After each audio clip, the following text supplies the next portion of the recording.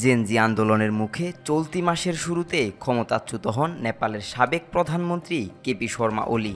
দীর্ঘদিন আড়ালে থাকার পর অবশেষে প্রকাশ্যে এসেছেন তিনি।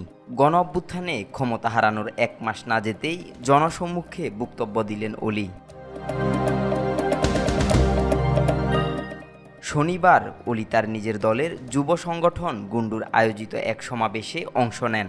সমাবেশে বক্তৃতা দিতে গিয়ে ওলি স্পষ্ট করে বলেন, অনেকে ভাবছেন আমরা এই ভিত্তিহীন সরকারের কাছে ক্ষমতা ছেড়ে দেশ থেকে পালিয়ে যাব, কিন্তু আমি নেপাল ছেড়ে যাব না। তিনি দলীয় কর্মীদের উদ্দেশ্যে প্রতিশ্রুতি দিয়ে বলেন, আমরাই এ দেশকে পুনর্গঠন করব।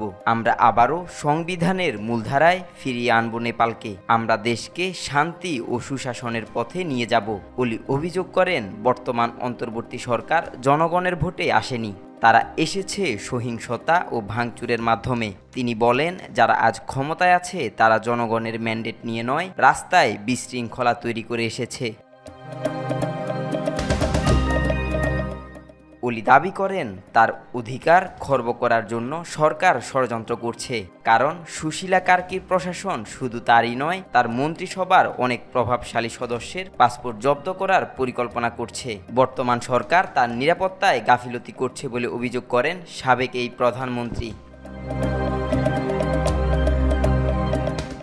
ওলির প্রকাশ্যে আসা নেপালের রাজনীতিতে নতুন আলোচনার জন্ম দিয়েছে। তিনি আবারও রাজনীতির মাঠে সক্রিয় হবেন কিনা, নাকি শুধুই চাপ সৃষ্টির কৌশল, তা এখনও স্পষ্ট নয়। তবে তার ঘোষণা স্পষ্ট করে দিয়েছে, তিনি অন্তত এখনই দেশ ছাড়ছেন না। আব্দুল্লাহ আল নোমান, আজকাল।